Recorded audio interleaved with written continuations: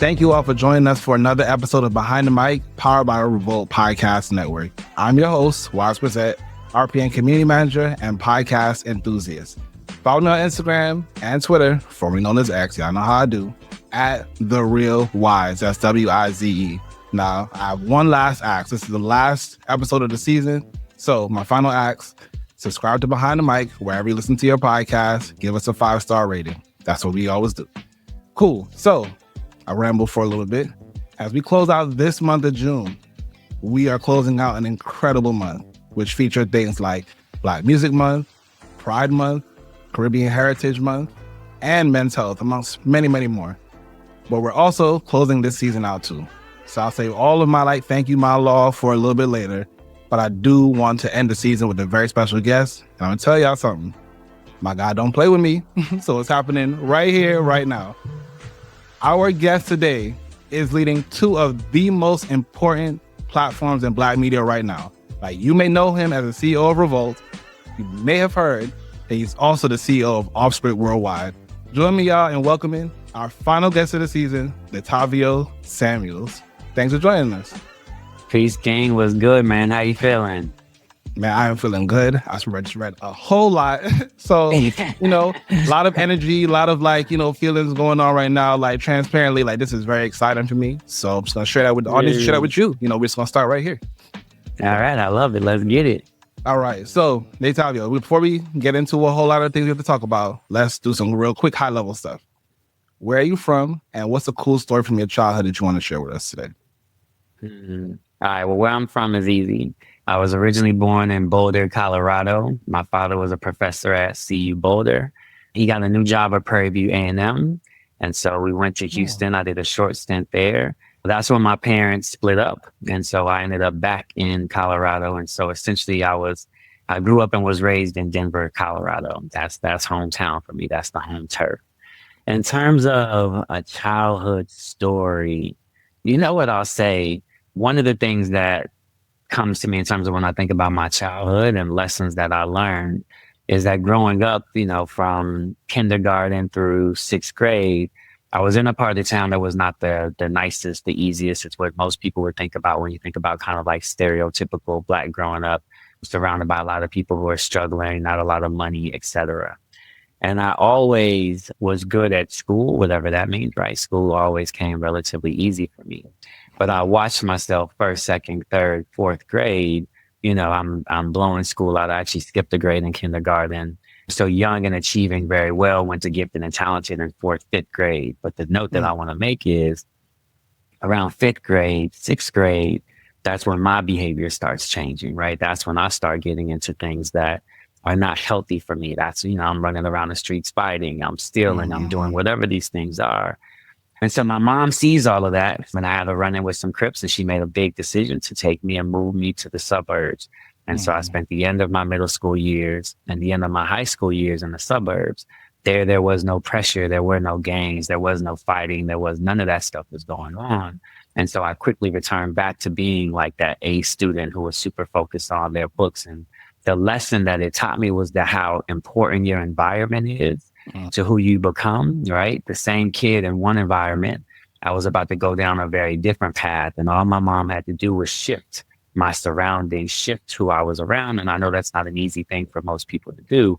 But in doing that, she shifted the trajectory of my life, right? And so learned from a very, very, very early age that it's not always just about who you are, what you're born with, your neighborhood, the people around you, the things that nurture you play a massive role in forming and who you become.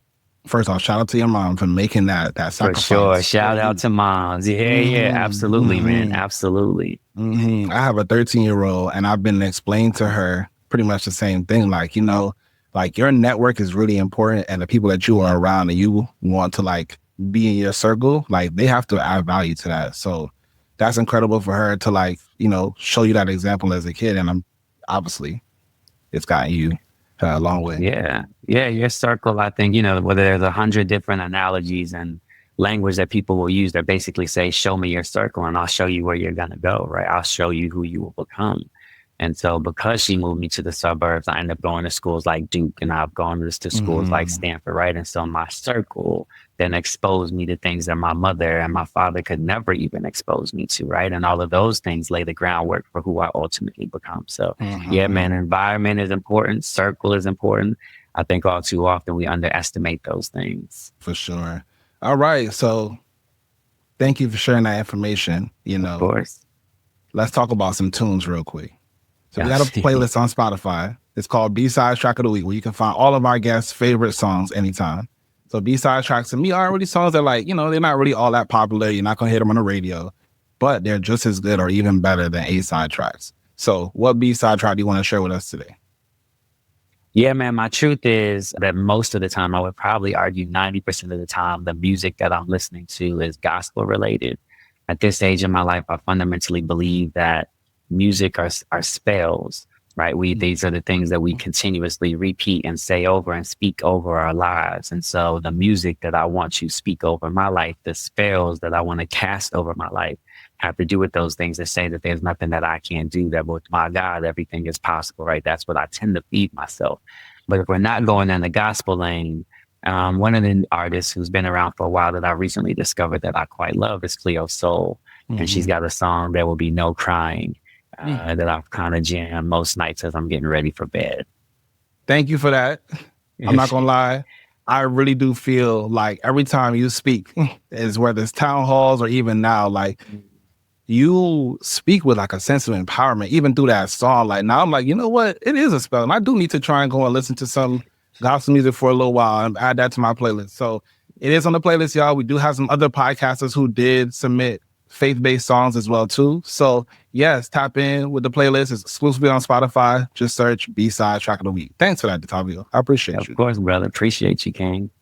All right. So now we know a little bit about you in front of the mic, but let's talk about the person behind the mic.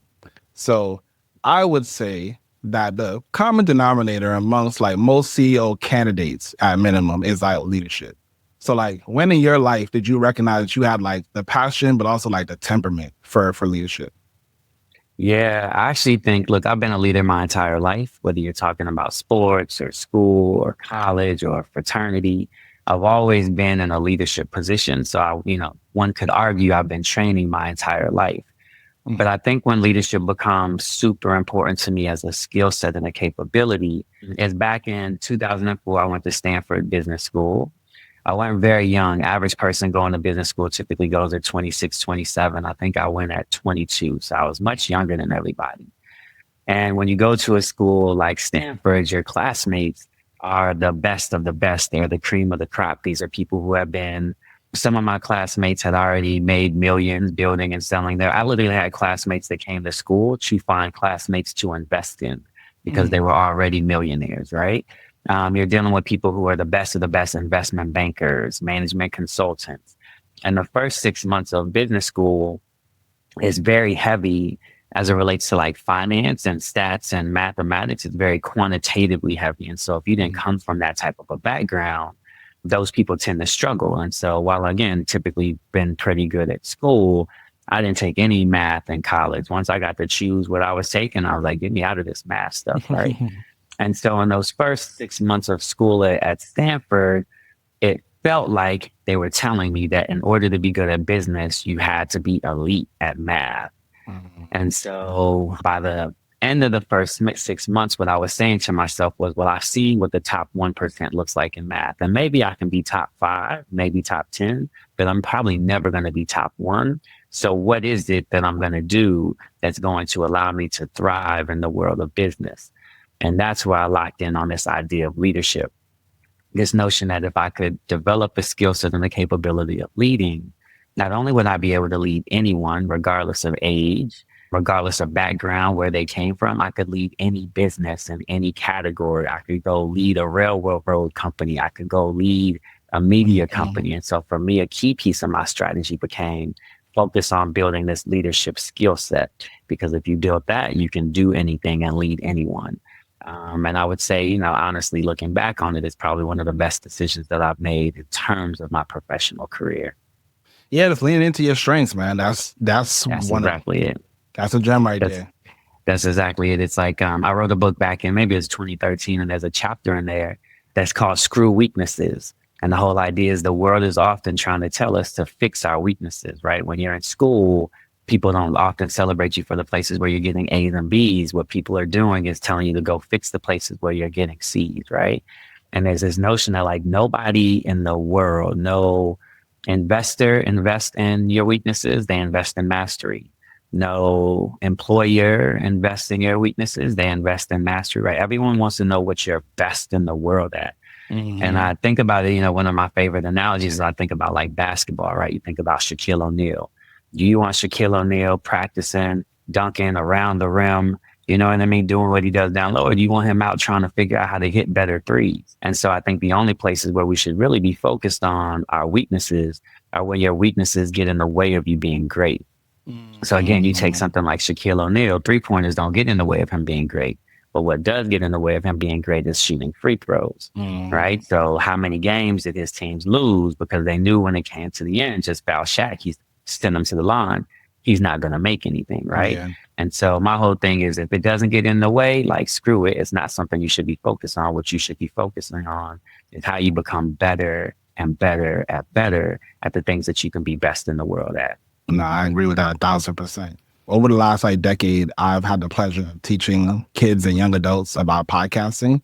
And it's really rooted in the belief that people need to see other people in a role to then see themselves in that role. So I learned that in your career, you work with some Black media pioneers and icons like Cathy Hughes and Alfred Liggins and Don Coleman and countless others that I don't know, but you are more familiar with. Can you talk about like what, how those experiences led you to be here today and like a shared moment that you love from any of them? Yeah, look, I wouldn't be here if it wasn't for those Black leaders. Those Black leaders, they trusted a young man to do what a lot of other people would not have trusted me to do. I'll give you a couple of examples. So right out of business school, I go to Johnson & Johnson. I'm doing global marketing there. I have a phenomenal first year, traveling the world, performing on all levels. The next year of MBA is the year below me that come in. They were all making more money than me. And so I went to my boss to say, look, man, like I'm out here performing. I'm doing my thing.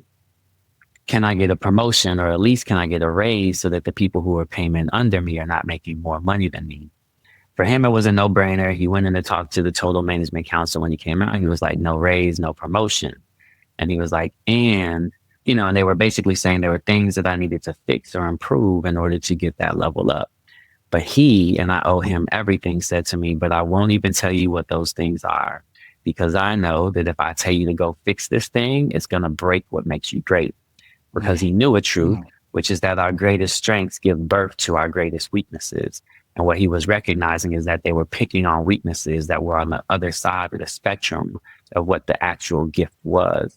And that moment taught me, one, it was time for me to go, right? Like if I'm in a place where who I am naturally and the way that I show up is not going to get me a win or be promoted, then it's time for me to leave. And so I go to Global Hughes to work for Don Coleman, right? This is in 2007. Okay, so by the summer of 2008, I don't even think I'd been there a year. Don Coleman promotes me not one level. I came in as what was called a management supervisor. The next level would have been director. The level above that was a group account director. That summer, probably 9-10 months after I got, and then I had performed. I came in to run the U.S. Navy account. In 6 months, I tripled the business. The client was happy, right? Like we were winning. So by that summer, Don Coleman didn't just promote me one level. He promoted me 2 levels. He promoted a group of account soups to directors, and then he double promoted me to be the group account director over all of them, right? Compare and contrast that to the world where I was at Johnson & Johnson, right? At Global Hughes, I was promoted every year for maybe 6-7 years straight. Right? I was a president by the time I was 30 years old. By the time I left Global Hughes, I was running both the Detroit office and the New York office, and I was in my young 30s, right? Nobody was going to give me that chance. The same story is true if you talk about Cathy Hughes and Alfred Liggins, right? Never ran a media company, couldn't read a media plan if you asked me to, but they brought me in as the president of their cross-platform marketing and sales media group, right? Within, I think, a year, maybe a year and a half of being there, and again, I performed. they gave me the digital business to run. I knew nothing about digital. I never touched digital. One day I was adjacent to it because I was selling it, but I didn't really know how to run a digital media company. Yeah. Yet these people put me in position to be the president and run it. Right. And so I owe my entire career to these incredible Black leaders who consistently looked at someone who the world would have said, no, you need to spend 5 years doing this first before we're going to give you the shot.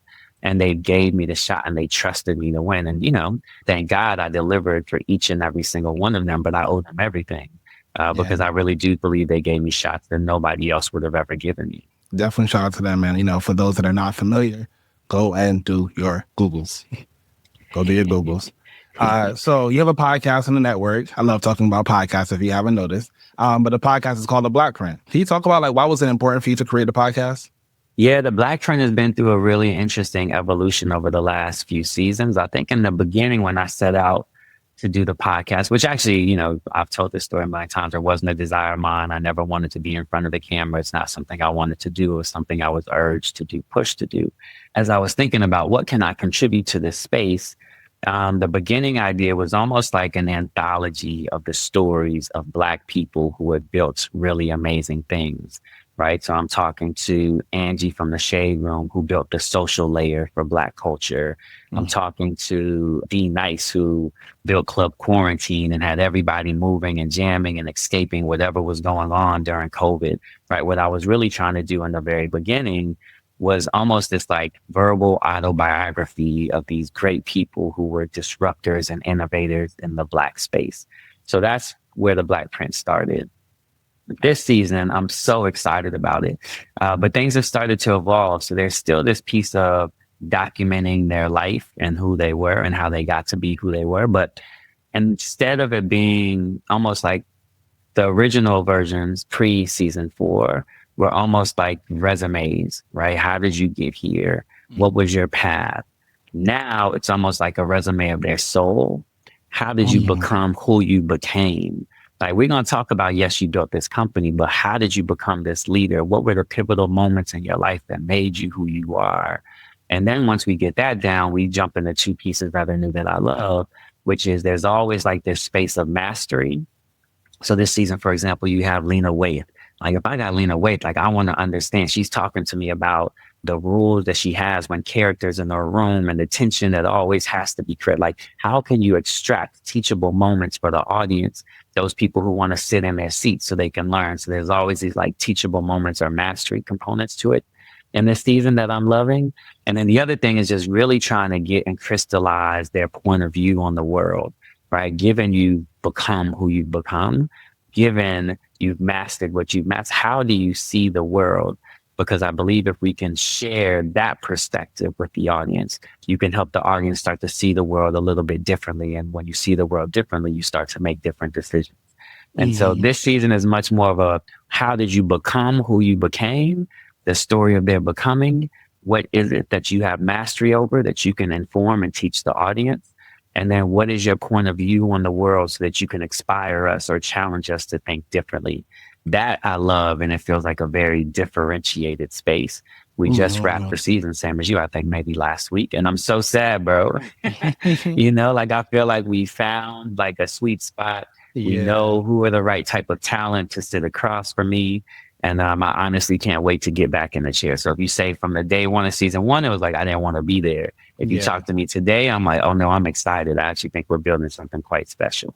That's incredible, because I do love to know what someone thought about podcasts beforehand and then where they are now. And it really does seem like you've embraced the medium and even potentially the conversation that you have with these people, because people don't realize that you really get to talk to people in a way that they bring down all a good amount of their shields, and they're oh, well, we here talking.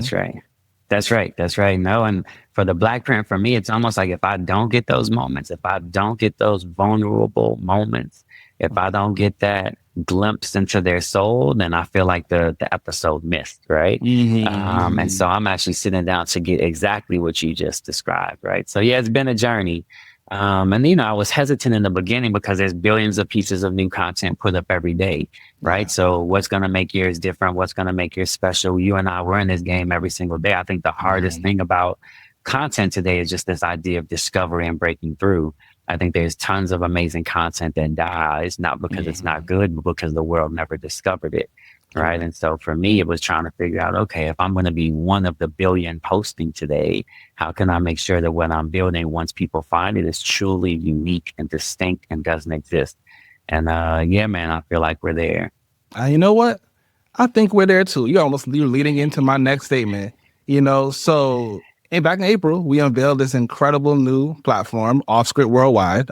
Beautiful, powerful, new ecosystem, really built to nurture the entire creative community and potentially even like their full journey. So like in your words, like what's the unique value that Offscript brings to the community, and like how do you see it complementing the work of Revolt? Yeah, what the world didn't see is that while we were building Revolt and doing the amazing work we were doing for that brand, we were also building an entire ecosystem, right? And the goal was, and then we're finally here, to shift from being a media company that is powered by creators to being a creator holding company that is powered by the most incredible media engine, right? And so when you think about it, when you compare what we've been doing and how we work with creators versus anybody else, you look at other media brands like, look, BET had a phenomenal run this last Sunday on the BET Awards. They tapped into the dopest people from the culture, Kai, Sanat, Drewski, but that relationship is a one-off. It's transactional. They did that episode and they're gone, right? We'll see if we ever see them on BET again, right? When you think about talent agencies that work with creators, they, help them broker deals, but they don't have a media platform to amplify them or build them up. They're not, blessed with the production skill set and capabilities to help them build their own content IP, right? And so you can just look at all of these different people that play with creators, but they're transactional. Everybody is renting them or borrowing their attention. Conversely, when you look at Revolt, we're not doing that at all. Like, we're building businesses with them. We're building content IP with them, things that will last and stand the test of time, right? So whether you're looking at the show we have with Lene, or whether you're looking at something like Drink Champs, which has been on Revolt for probably almost 10 years, this is content IP that will stand the test of time. And so now what we're saying with Offscript is, we are the holding company for the creators that shape culture. We are the place where they go, not just to have shows, not just to be talent, but where they go to build businesses and where they go to build empires, because we have the only ecosystem that can help them go from who they are, creator, to creator with content and IP, to full media distribution and amplification, to then also being monetized by brands and products we run through our ecosystem. Nobody has that. We've literally built the operating system for the culture. And so now what it's about is letting the world know that that's who we are, letting creators know that we're open for business. And yes, we still have things like Revolt, which is literally a creator-led media platform, right? It is our flagship brand. It is our baby. There is no change to that mission or that assignment. But now we want to tell creators, we want to work with them in different ways. And not only can we push them through Revolt, we have a ton of other brands and a ton of other places where we can help them build the media empires that they dream of. Man, listen, I saw it and I was ready for it. I heard us talk about it in the town hall, and I can't wait for everyone else to get that experience as well, too. So one more question before we go to break. I heard on the Social Proof podcast with David Shands that you're also a Ben & Jerry's board member. Now, I know them for being staunch protectors of culture and community. So can you say a few words, whatever comes to mind about that? Yeah, look, I think Ben & Jerry's is an incredibly special brand.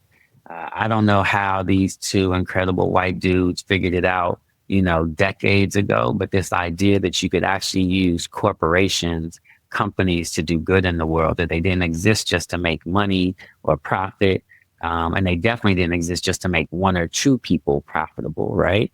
That they could literally create and make change in the world. Ben & Jerry's, key thing is we use ice cream to change the world. And so I'm in love with this brand. I'm in love with what they built. And for me, I see it as the future of what corporate America will be. I'm excited about this new generation, Gen Z, Gen Alpha, because I think the more that they get into power, the more this idea of we're going to take companies that are not just capitalistic, but that are companies that can build and shape the world is going to be something that's more prevalent. And so I'm honored to sit on the board of Ben & Jerry's. I get to see from the inside exactly how it's done. And I will tell you that there's so many ideas that, yes, I get to contribute and help govern this really incredible brand. but I also get to learn a lot from the inside. And so there's so many things that I see happen on Ben and Jerry's, ideas that I can then bring to Revolt. I'll give you one example and then stop so I'm not rambling forever. But like, you've heard me talk about this notion of linked prosperity and shared adversity, something I've always believed in, but Ben and Jerry's gave me the language, right? Linked prosperity. When we win, everybody wins. When Ben and Jerry wins, everybody wins, right? That's why at Offscript you have the employees who are the largest shareholders, right? That's why you've had years where when business was doing well, employees got bonuses that were bigger than, most people would have ever expected. This idea that we will be prosperous together. But then also making sure that people know that in tough times, business isn't always going to be good, right? When you're building a business, they say it takes 10 years to build a business. You're not going to have 10 good years. You're going to have some tough years that you're going to have to weather, right? And when it gets to those moments, we expect and we need everybody to have shared adversity, right? And so that language that Ben and Jerry's has given me that helps you build it and crystallize it in the brands that you're building or the companies that you're building. It's those types of things that I'm eternally grateful for. So I get to give a lot to Ben and Jerry's, but for me, I'm grateful that Ben and Jerry's gives a lot to me. Man, I almost want to call you an overachiever. Like you are just doing the thing, man. Like you're really doing it. So, okay. On the other side of this break, we're kicking you into overdrive with a rapid fire game of overrated or underrated right after this. And we're back, y'all. Thanks for sticking around. Now we're kicking you into overdrive with a rapid fire round of overrated or underrated. Starting in 3, 2, 1. Overrated or underrated? Work-life balance. Overrated, only because I don't believe in work-life balance. I believe in work-life harmony. Overrated or underrated? The creator economy. Underrated. Overrated or underrated? Short-form content. Underrated. Overrated or underrated? AI and media. Underrated. Overrated or underrated? Leading by consensus. Underrated. I just want to put a pivot in there. I think consensus is super important. Hearing all voices is super important. I think the leader still has to determine where they go. Consensus is a good place because if you are a smart person, you have put a whole bunch of people in the room that are smarter than you. And if you get them to consensus, a lot of times that's the right way to go. But at the end of the day, I think the leader's still got to make that executive decision. And we're all done. So, Detavio, this has been an amazing episode so far. Before we end, though, like, what's one thing that you want people to know about you that they wouldn't get from listening to your podcast? What I want people to know about me, look, the most critical thing for people to know about me is that at my core, I personally am a man of God, that is my center, my core, my everything, that everything that I do is rooted in that. And so if you ever hear stories about my character that run counter to that truth, don't believe them. God sits at the center of everything that I do. I am a servant leader. I am people first. I'm not here trying to build a company or a media company just so that I can get rich and build wealthy. I'm out here trying to, I was used to say Revolt is not just a media company. It's an engine for transformative change, right? I am trying to do what I have learned is possible from things like Ben and Jerry's, which is make the world a better place. And so, sometimes on the path to doing that, you're going to mess up. Sometimes you're going to hurt feelings. Sometimes, again, everything's not going to be perfect, but I want people to know my heart. I want people to understand why I'm here and what I'm doing. And again, you hear it. And if you ever see me acting out of character, then you should feel free to hold me accountable as well. But I want people to know who I am at my core. Man, I hope people realize that I get to hear Detavio on town halls so often that I'm glad I'm able to share like his persona, his experience, his life lessons, all these things with you on this final episode. Detavio, where can they find you on socials, man? Thank you so much for coming again. Yeah, man, it's been a pleasure. It's been an honor. I'll give you my socials first and then I'll close out. My socials, everything is Detavio, literally everything. So on Twitter, which you now say X, Instagram, you call it, you name it, everything is Detavio. So please follow me if you hear this podcast. And then Wise, I just want to say thank you, King. We were talking a little bit earlier and I was saying, because we don't have an office and we're remote, you don't always get to touch everybody in the organization frequently. And so this podcast has been an honor for me because we've gotten to spend time here. And while you've been interviewing me, I still feel like I get to see who you are and your soul. And so proud of the work that you've been doing, proud of the work that you've done. But now even more proud now that I know a little bit more about who you are as a human and who you and your spirit, man. So thank you for giving me the space to be here. Thank you for allowing me to be who I am and my normal self. Thank you for celebrating me and showing me love. And, want to give you a little bit of that back before we check out.